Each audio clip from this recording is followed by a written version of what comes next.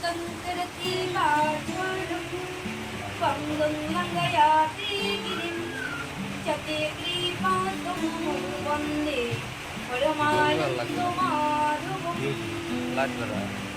मोहं करोति वाचनं पंगं लंघयते गिरिं चते कृपातमहं वन्दे परमानन्दमाधवम् যদি পরমানন্দ মাধবে যদি কিঞ্চিত মাত্র কৃপা বর্ষিত হয় আমাদের উপরে তবে কি হয় যে আমরা এই হরি নামামৃত রস সুধা কীর্তন করিতে পারি। যদি যদি কিঞ্চিত মাত্র পরমানন্দ মাধবের কৃপা হয় তাহলে যিনি হাঁটা চলা করিতে পারেন না তিনিও বড় বড় পর্বত অতিক্রম করে বৃন্দাবন পুলকিত প্রাপ্ত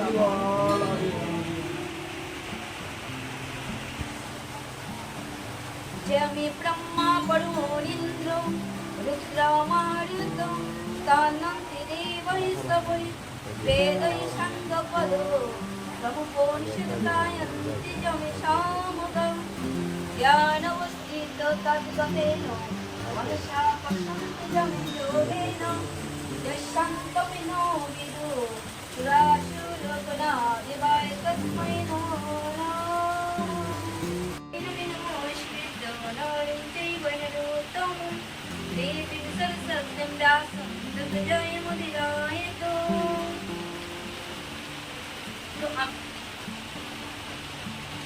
তৃতীয় অধ্যায় কর্মযোগ অর্জুন উবাচ জায়স্যতে কর্মণস্তে মতা বুদ্ধি জনার্দন ততে কিমি কর্মণি দুয়ে মামিনী জয়সি কেশব বিনিশ্রীনৈব বাক্যিনো বুদ্ধিং ময়সেবমি তরিকং বদনে স্থিতো দেবো শ্রেयो পুয়াপ্নুয়মো শ্রী ভগবান উবাচ লোকেস্মিन् দেবিদা নিষ্কাপুরপ্রক্তময়ানগো জ্ঞানি যোগেন সংকৈনম কর্মযোগেন যোগিনম नो करिमो नो विनायक्तामस्कानिमो पुरुषो माश्नोते न च संन्यासदानेवो सिद्धिं समधिगच्छति नो हि कश्चितो कनोऽपि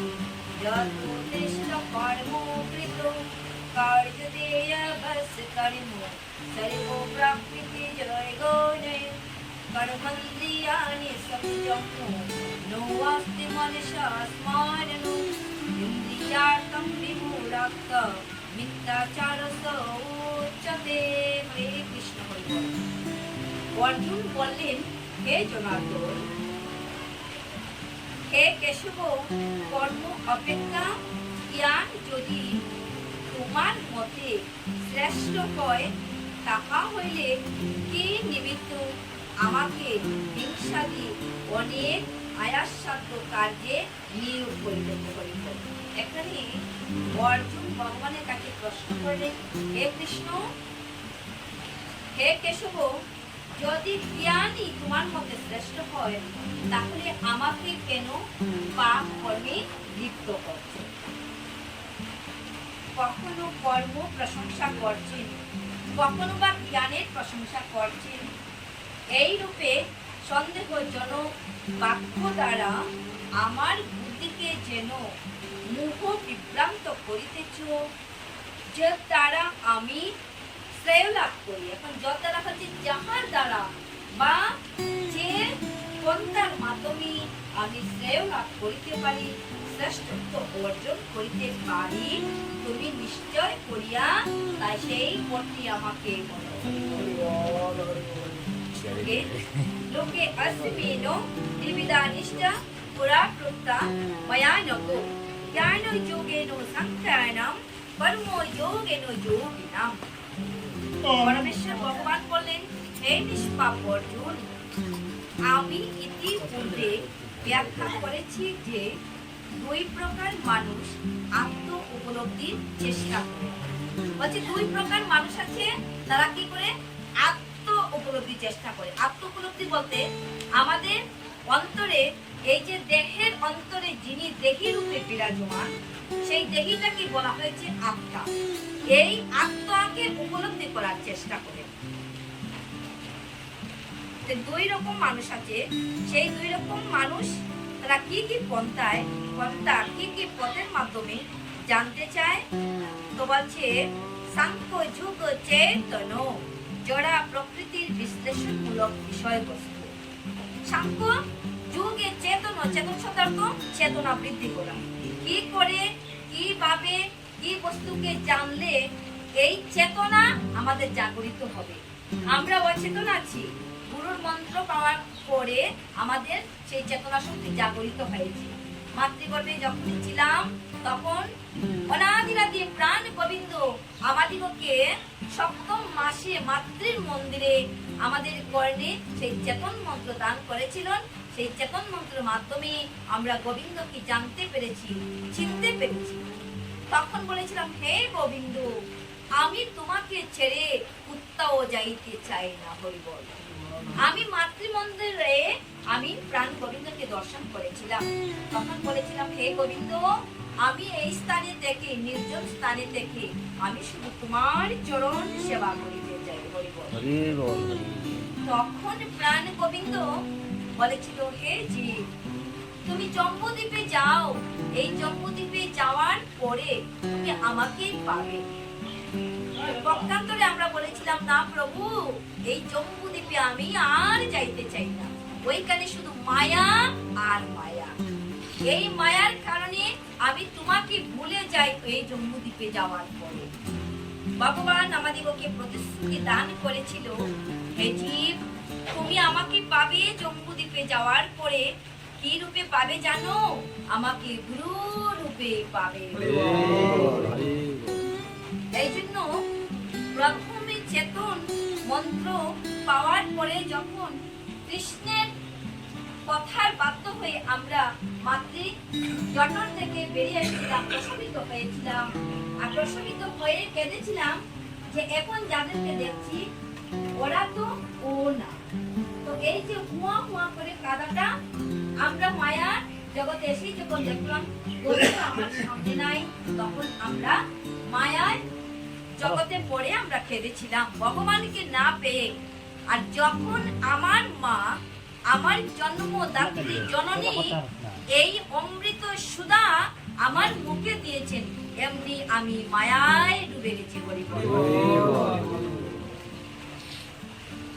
এখন এই মায়া থেকে আমরা কি করে আবার পুনরায় সেই জ্ঞানে, সেই সাংখ্য যুগ চেতনা রাস্তা আমরা খুঁজে পাবো, সেটাই হলো আসল কথা। শ্রী গুরুদেব আপন শ্রী গুরুদেব যে মহামূল্যবান মহারত্ন আমাদেরকে দান করেছেন, সেই মহামূল্যবান মন্ত্র আমরা সকাল দুপুর সন্ধ্যা গায়ত্রী যদি জপ না করতে পারি, আমরা একবার হলেও জপ করা অবশ্যই প্রয়োজন। আর যাদের পক্ষে সম্ভব আমরা 3 বার জপ অবশ্যই গুরু মন্ত্র জপ করবো। আর এই গুরু মন্ত্র জপ করিতে করিতেই আমাদের চেতনা ধীরে ধীরে ধীরে ধীরে বিকশিত হবে। আর চেতনা বিকশিত হয়ে যখন জ্ঞান বর্ধিত হবে, আর এই জ্ঞানের ফুল যখন প্রস্ফুটিত হবে, তখন ভক্তি জাগরিত হবে। আর এই ভক্তি নামক প্রস্ফুটিত ফুল দিয়ে যখন গোবিন্দের চরণে পুষ্পাঞ্জলি প্রদান করিতে পারিব, সেদিন গোবিন্দ আমাদিগকে কৃপা প্রদান।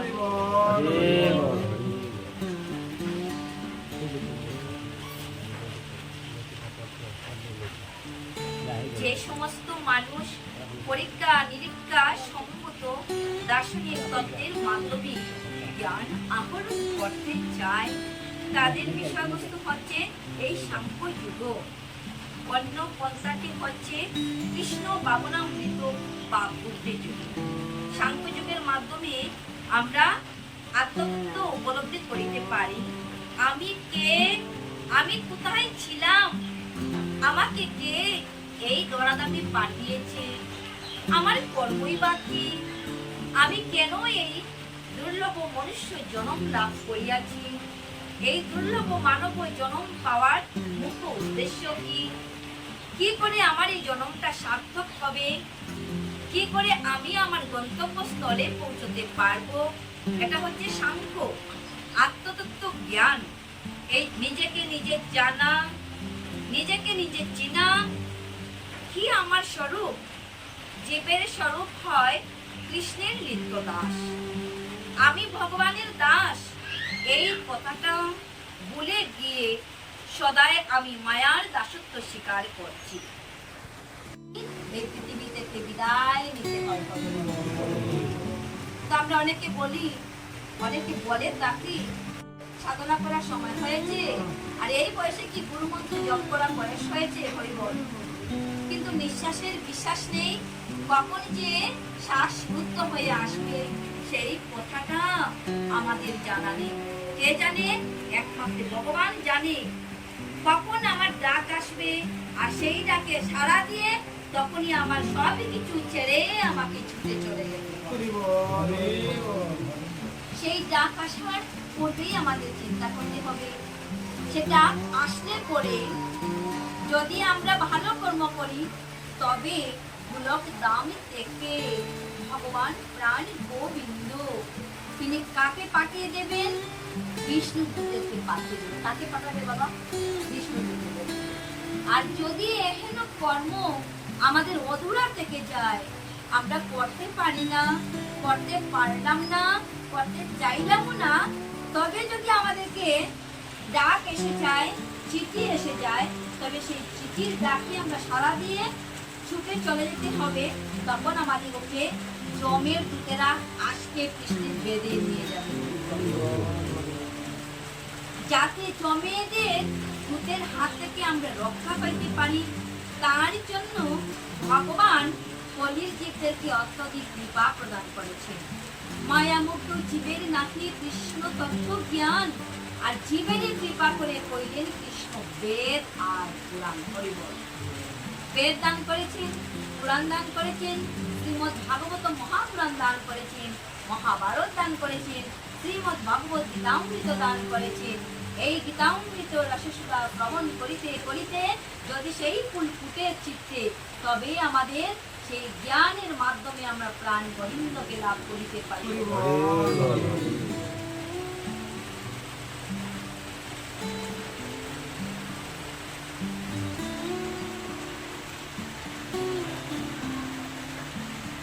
বুদ্ধিযোগ বা কৃষ্ণ বামনা নৃত্য অনুশীলন করলে অতি সহজেই কর্মের বন্ধন, ভববন্ধন থেকে অনায়াসে মুক্ত হওয়া যায়।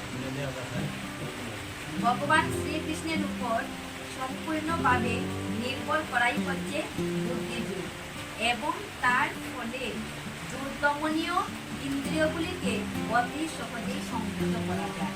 এখানে বলছে দুর্দমনীয় ইন্দ্রিয়।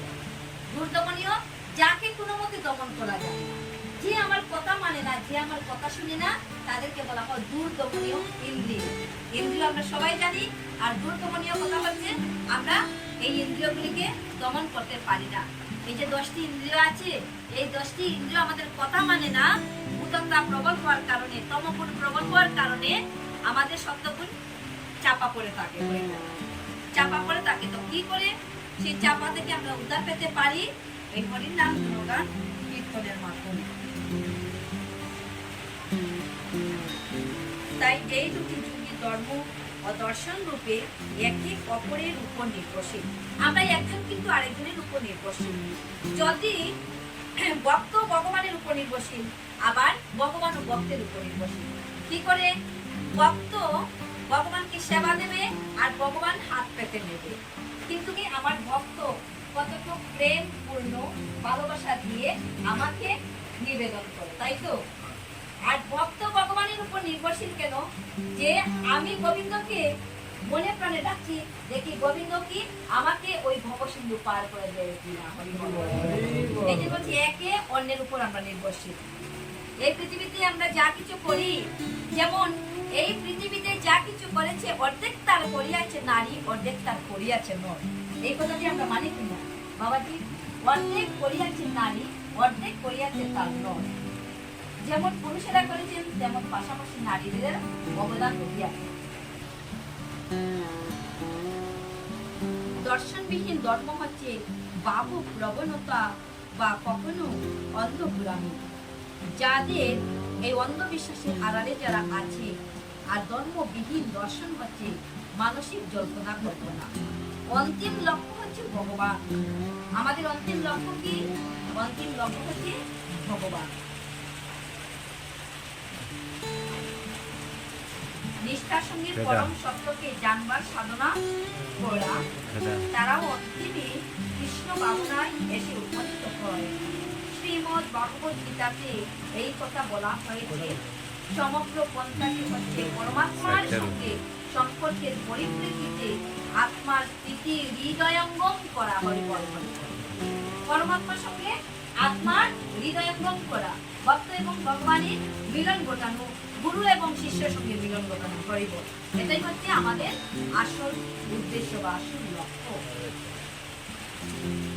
কেবল কর্মের অনুষ্ঠান না করার মাধ্যমে কর্মফল থেকে মুক্ত হওয়া যায় না, আবার কেবল কর্মত্যাগের মাধ্যমে সিদ্ধি লাভ করা যায় না।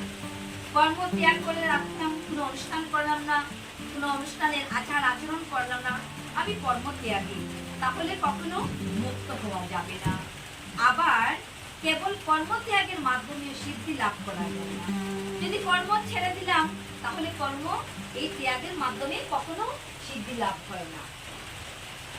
জড়জাগতিক মানুষের অন্তর পবিত্র করার জন্য প্রদত্ত শাস্ত্র নির্ধারিত। অন্তর পবিত্র করার জন্য আমাদের প্রত্যেকের অন্তরে কলুষিত আছে, দোষ আছে, তো সেই অন্তরটাকে পবিত্র করার জন্য শাস্ত্রে নির্ধারিত বিধি নিষেধের আচার আচরণ করার ফলে যখন অন্তর পবিত্র হয়, শাস্ত্রের নিয়ম মতো যখন আমরা চলবো, শাস্ত্র অনুযায়ী যখন আমরা চলতে শিখবো, আমরা সেই আচার অনুষ্ঠান করব, তখন আমাদের অন্তর পবিত্র হবে। সংসার ত্যাগ করে সন্ন্যাস গ্রহণ অথবা সকাম কর্ম পরিহার করা মাত্রই মানুষ তৎক্ষণাৎ নারায়ণের মতো ভগবান হয়ে যায়। ভগবান শ্রীকৃষ্ণ কিন্তু এই মত অনুমোদন করছেন না।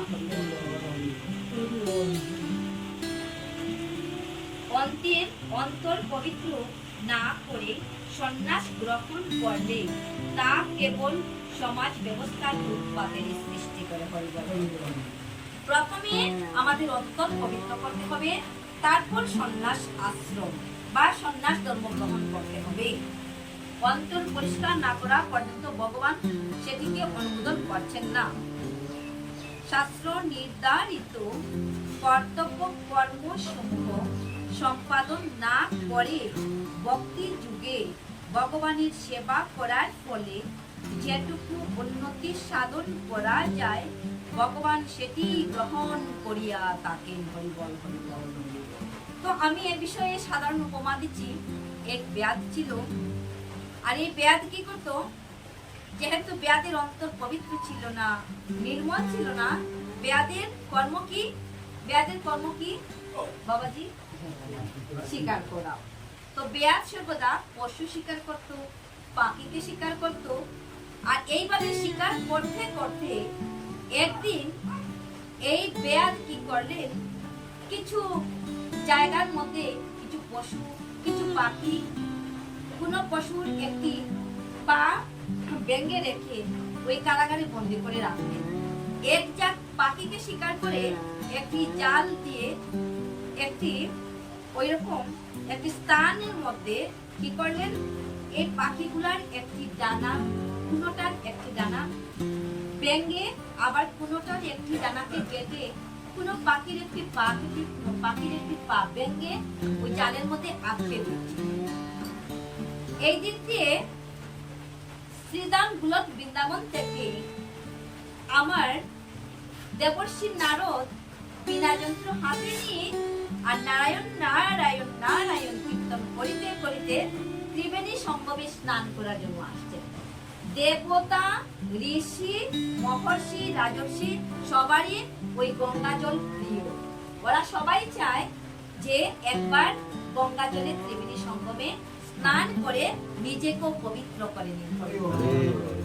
আর ঠিক ওই স্থানে ওই ব্যাধ কি করেছিল, এই পাখির চাকরির দলটাকে রেখেছিল, পশুর দলটাকে রেখেছিল। আর নারদ ঋষি উপর দিকে, ওনার তো আর হাঁটার প্রয়োজন নেই, উনি নামের গুণের কারণে উনি শূন্যেই মুহূর্তের মধ্যে আসতে পারেন। নামার পথে দেখলেন কি এই নিচে কিছু একটি স্থানে অনেকগুলি পাখি জড়ো হয়ে আছে, অনেকগুলি পশু জড়ো হয়ে আছে। তো কি দেখলেন, এই ভেড়া একটি স্থানের মধ্যে পশু পাখি, ওদের কোনটার পাকা ভগ্ন, কোনটার পা ভাঙা, এইভাবে জাপে রেখে দিয়েছেন। এই দৃশ্যটি নারদ ঋষি দেখে তিনি অবাক দৃষ্টিতে তাকিয়ে রইলেন।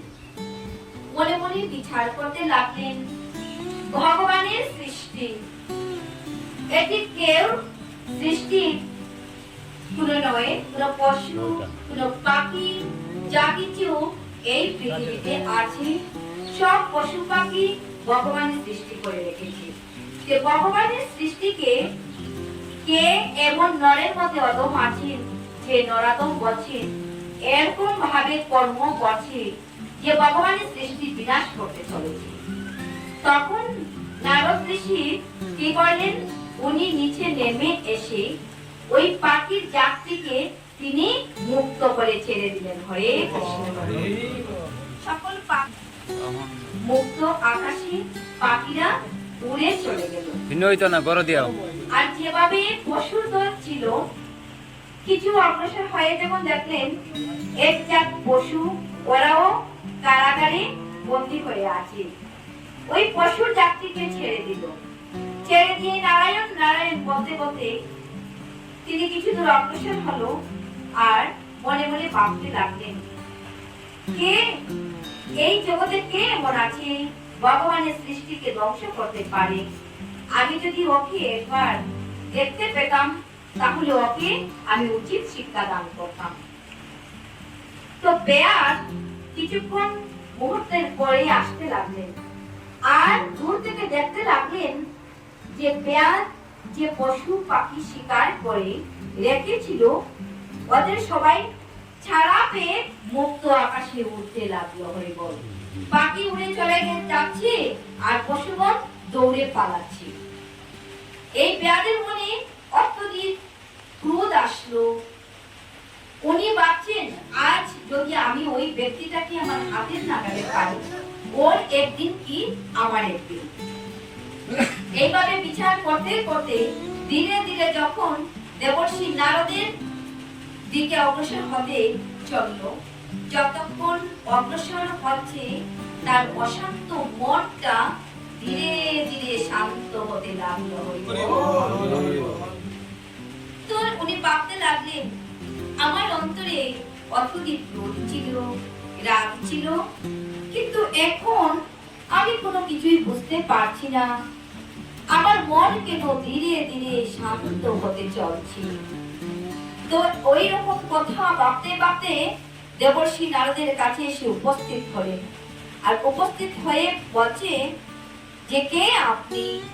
আপনি, আমি অনেক কষ্ট করে ওই পাখি ওই পশুগুলাকে আটকে রেখেছিলাম, কিন্তু আপনি এসে এক জলকে সবকে মুক্ত করে দিলেন। আপনি কে? বলছে, আমি দেবর্ষি নারদ। বলছে, ও তাহলে আপনি দেবর্ষি নারদ, যে আপনি যে আমার সবগুলি ছেড়ে দিলেন, এখন আমার উপায় কি হবে? আমি পশু বৃত্তি বা পশু জীবিকা পালন করে আমি আমার সংসার চালাচ্ছি, কিন্তু আপনি সব পশু সব পাখিগুলিকে ছেড়ে দিলেন। আজকে আমি কি দিয়ে আমার গৃহের খরচাটা মেটাবো? হরে কৃষ্ণ। তখন নারদ ঋষি বললেন যে, তুমি যা ভাবছো, এই যে পশু পাখি তুমি মারছো, কাটছো, তাদেরকে বিক্রি করে তুমি আপন জীবিকা নির্বাহ করছো, তুমি কি জানো তাতে তোমার কত পাপ হচ্ছে? বলছে, পাপ কেন হবে? আমার পিতাও তো ওইরকম ভাবে কর্ম করেছিল। আমি পিতার ওই দৃশ্যটা দেখে দেখে আমিও সেই জীবিকাই আমি গ্রহণ করে নিলাম। তো আমি, আমার পিতা যখন ওইভাবে পশু পাখি শিকার করে উঠানের মধ্যে এনে রাখতেন। আমি ছোট্ট শিশু ছিলাম, আর ওই দৃশ্য দেখে আমি অত্যধিক আনন্দ উপলব্ধি করতাম। বন্য ডানা দিয়ে ওরা মুক্ত আকাশে উঠতে পারছে না, এক স্থান থেকে অন্য স্থানে যাচ্ছে। তো এই দৃশ্য দেখে আমি আনন্দ উপলব্ধি করতাম। আর ধীরে ধীরে ক্রমান্বয়ে আমিও যখন বড় হলাম, তখন আমি ওই জীবিকাটাই গ্রহণ করলাম। তো নারদ ঋষি বলছে, ওই জীবিকাতে শুধু পাপের উদয় হয়। বলছে, হে নারদ ঋষি, আমি যেহেতু পাপ করেছি, তাহলে আমার কি উপায় হবে? ঋষিবর বলছে, তুমি জীবনে যতটা পশুকে মেরেছো, যতটা পাখিকে মেরেছো, ততবার তোমার পশু হতে হবে, ততবার তোমার পাখি রূপে জন্মগ্রহণ করতে হবে।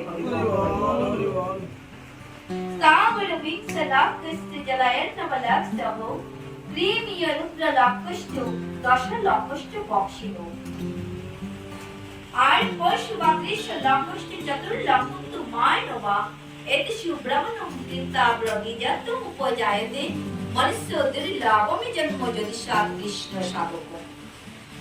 তো এখন এই যে জন্মগুলো অতিক্রম করে তুমি মানব জন্ম পেয়েছো, বৃক্ষ, লতা পাতা, পশু জন্ম, কীট পতঙ্গ জন্ম, যা কিছু তুমি জন্ম অতিক্রম করেছো, এই সেই জন্ম অতিক্রম করে এসেছো, আর দুর্লভ মানব জন্মটা তুমি পেয়েছো। আর জন্মটা পেয়ে আবার পশু হত্যা, পাখি হত্যা কর্মে তুমি লিপ্ত হয়ে গেছো। এখন যতটা পশু তুমি মেরেছো, যতবার তুমি পশুকে মেরেছো, যতবার তুমি পাখিকে মেরেছো, ততবার তোমাকে পশু জন্ম প্রাপ্ত হতে হবে, ততবার তোমাকে পাখি জন্ম প্রাপ্ত হবে। আর সেই যে পাখিটাকে তুমি মেরেছো, সেই পাখিটা আঘাত করে তোমাকে মারবে। উনি যখন আমার সম্পর্কে এতটাই জানেন, তাহলে উনি নিশ্চয় আমাকে মুক্তি দিতে পারবে। তখনই চরণধর বলছে, হে ঋষিবর, আমি না বুঝে অন্যায় করে ফেলেছি, আমার সেই জ্ঞান ছিল না, আমার জ্ঞান চোখ উন্মিলিত হয়নি। আজ আপনার কৃপায় আমার জ্ঞান চোখ উন্মিলিত হয়ে গেছে। আপনি কৃপা প্রদান করুন আমার উপর। কি করে আমি আমার জীবনের সার্থকতা, আমার মনুষ্য জীবনের লক্ষ্যস্থলে পৌঁছিতে পারি? কিসের মাধ্যমে আমি আমার পাপ থেকে মুক্তি পাইতে পারি? আপনি কৃপা করে আমাকে বলুন। তখন দেবর্ষি নারদ বললেন, তুমি ওই ত্রিবেণী সঙ্গমে স্নান করো বাছা। আর ত্রিবেণী সঙ্গমে স্নান করার পরে তোমার যা পাপ উদয় হয়েছিল, সকল পাপ থেকে তুমি মুক্তি পাইতে পারো। পতিত পাবনী মা গঙ্গা একমাত্র উদ্ধার করিতে পারে। ভগবানের শ্রী চরণ থেকে পতিত পাবনী মা গঙ্গার সৃষ্টি হয়েছে। আর এই পতিত পাবনী গঙ্গাতে সকল সাধুগুরু বৈষ্ণবরা আসেন, আর ওইখানে ওনারা স্নান করেন। সাধুগুরু বৈষ্ণবেরও কৃপা আছে, আর পতিত পাবনী গঙ্গার কৃপায় তোমার পাপ থেকে তুমি অতি শীঘ্রই মুক্তি লাভ করবে। দেবর্ষি নারদের কথায় তখন বেয়ার সেই গঙ্গার জলে ডুব দিলেন। এই জন্য শাস্ত্রে বলছে কি, আর কিছু পারো বা না পারো, উত্তান একাদশী, পার্শ্ব একাদশী, আর এই যে বৈমী একাদশী, আর ওই যে কিছুদিন আগে গেল যে একাদশী ব্রত করেছিল নির্জলা, ওই একাদশীর নামটা কি ছিল জানি? পাণ্ডবা নির্জলা একাদশী। যে আর কিছু পারো বা না পারো, জীবনে হয়তো এই চারটি একাদশী তুমি পালন করো। আর তার মধ্যে দুটি ছেলের জন্মতিথি অষ্টমী, নবমী তিথি। একটি ছেলে হলেন আমার অনাদিরাজে প্রাণ গোবিন্দ কৃষ্ণ, কৃষ্ণের শুভ জন্মাষ্টমী। আরেকটি ছেলে হলো সীতাপতি রামচন্দ্র, কি এই সীতাপতি রামচন্দ্র শ্রীরাম নবমী তিথি। আমাদের সবারই উচিত এই রাম নবমী তিথি এবং ভগবান শ্রীকৃষ্ণের জন্মাষ্টমী তিথি পালন করা। বলছে তাও যদি না পারিস, দুটি ছেলের জন্মতিথি অষ্টমী নবমী তিথি, আর তাও যদি না পারিস বগার কালে ডুবে মরিস। হরি বল। তো বগার কালটা কি আমরা সবাই জানি। ভগীরথে গঙ্গা আনয়ন বৃত্তান্ত শ্রবণ করেছি, পাঠ করেছি। ভগীরথে যে গঙ্গাকে আহ্বান করে এনেছেন, তপস্যা করে এনেছেন ওনার পূর্বপুরুষদের মুক্তির জন্য। মরার আগে আমরা একবার হলেও সেই গঙ্গার জলে একবার যেন ডুব দিয়ে যেতে পারি। এই পতিত পাবনী মা গঙ্গা যত পাপই করি না কেন সকল পাপ থেকে আমাদিগকে মুক্তি দান করিতে পারে। এই পতিত পাবনী গঙ্গায় ডুব দিয়ে এসো বাছা, আর আমি তোমাকে মহামন্ত্র মহাজ্ঞান দান করব। আমাদিগকে বাবা যে জ্ঞান দান করেছেন, আমাদের শ্রী গুরুদেব এই মহাজ্ঞান দান করেছেন, আর এই মহাজ্ঞানের মাধ্যমে আমরা ভগবানের ধামে আমরা পৌঁছতে পারিব। আমরা যদি অত্যন্ত যত্ন সহকারে, অত্যন্ত ভালোবাসা করব, প্রেম করব, শ্রী গুরুর দেওয়া মন্ত্র জপ করিতে পারি। শ্রী গুরু যে অমূল্য রত্ন আমাদিগকে দান করেছেন, সেই রত্ন সিন্ধুকের মধ্যে আমাদের আছে। হৃদয়টা হচ্ছে আমাদের সেই সিন্ধুক। এই সিন্ধুকের মধ্যে তিনি পৌঁছে দিয়েছেন। কর্ণমূলের মাধ্যমে আমাদের হৃদয়ে পৌঁছেছে সেই মন্ত্র, সেই মহামূল্যবান রত্ন। শুধু যতন করার প্রয়োজন। যতন না করলে সেই রত্নকে আমরা কখনো লাভ করিতে পারব না। পারব কি? তখন বেয়াত স্নান করে এসে ঋষির দুটি শ্রীচরণ ধরে প্রণতি ভক্তি নিবেদন করলেন। বলছে, হে গুরুদেব, আপনি কৃপা করে আমাকে সেই মহামূল্যবান মন্ত্র দান করুন। নারদ ঋষি এবার কৃপা করলেন আর এই বেয়াতকে সেই মহাজ্ঞান মন্ত্র দান করলেন। তখন দান করার পর আবার বলছে বেয়াত, হে গুরুদেব, এখন আমি কি করে খাবো? আমার উপায় তাহলে কি? আমার পরিবার চলবে কি করে? বলছে, বৎস, তুমি আজ থেকে এই নদীর তীরবর্তীতে একটি কুটির তৈরি করে এখানেই তুমি থাকবে। আর কি করবে? তুমি ভগবান অনাদিরাদি প্রাণ গোবিন্দের সেবা করবে, ভজন করবে, কীর্তন করবে।